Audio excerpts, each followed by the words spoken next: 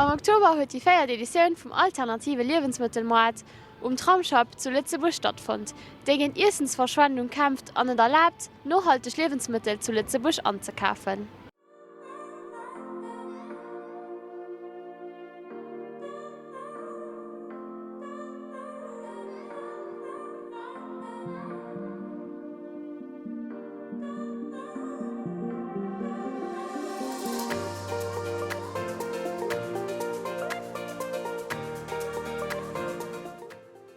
Das heißt, sich die 4. Edition vom alternative Lebensmittelmarkt, das Markt, wo dem Nachhaltigkeit geht. Wir haben 2015 eine Kampagne gestartet für mehr nachhaltiges Essen zu Lützeburg, Changeant de Menü heißt die.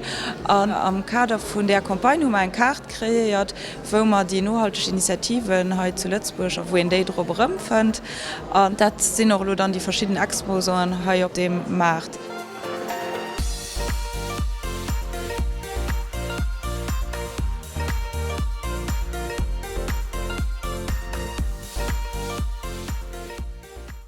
Was interessiert sich eine Entwicklungs-ONG Nachhaltigkeit, weil die so ist, dass die Ressourcen von unserer Erde limitiert sind und dass wir da viel zu viel benutzen.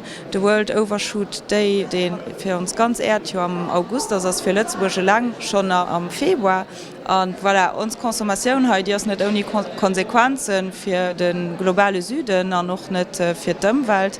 Andere, die meinen viel zum Klimawandel bei. Und voilà, das uns für Leute, auf die Problematik aufmerksam zu machen.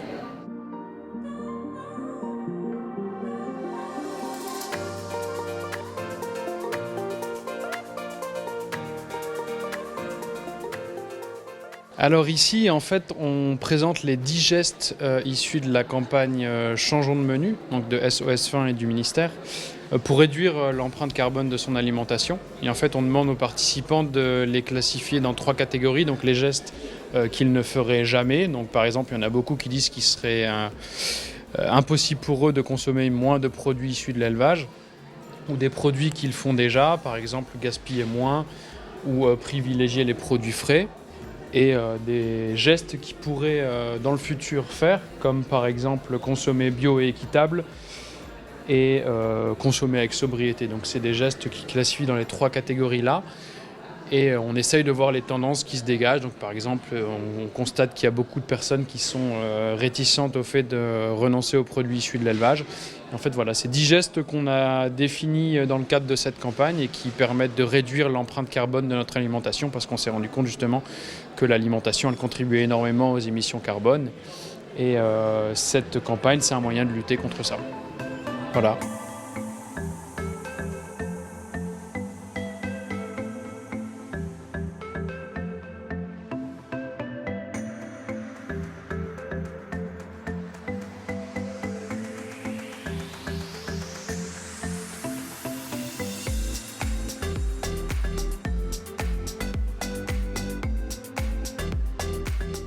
Notre stand, c'est Délices Végétales. On est un traiteur de produits bio et vegan. Donc on fait exclusivement de la nourriture bio et vegan. Et voilà, et aujourd'hui on proposait différentes choses, salées, sucrées.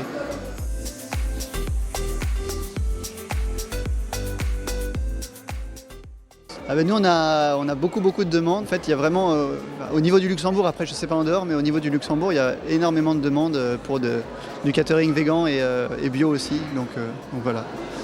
Et est-ce que c'est plus difficile de cuisiner végan? Oui, enfin c'est différent parce que déjà il y a différentes sortes de cuisine végane. Il y a celle qui veut ressembler à la viande mais qui n'en est pas. Et puis il y a celle qui est complètement différente. Donc il y a plein de choix. Après il y a assez peu d'écoles. Je veux dire quand on apprend à cuisiner à l'école, on n'apprend pas végan. Donc après il faut se reformer sur la cuisine végan pour devenir chef végan, quoi.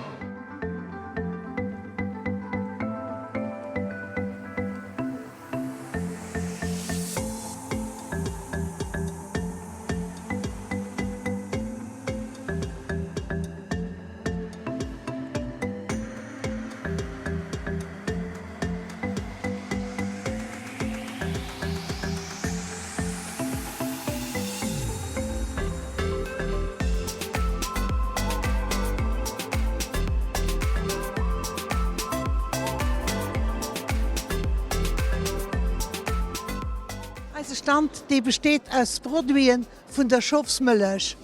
Weil wir Milch Schaf daheim und wir verschaffen die Milch an Käsen, an andere Hartkäse, Müllkäsen, Joghurt, gereifte Käsen, mannergereifte Käsen. An eine ganz Spezialität, die wir haben, die nicht an der Großregion zu finden ist, das ist Glas aus der Schafsmilch. Und Schafsmilch ist eigentlich ganz gut für Glas zu machen, weil es minder Wasser wie Kuhmilch, dafür geht Glas auch mehr cremig. Wir brauchen keinen Rahm dabei zu machen. Und Schafsmilch, an Schaf geht, du hast zum Beispiel an der Ende der Laktation, dann ist Milch am besten, dann hat sie 7, 8, 9% Fett und das geht ein wunderbar Glas.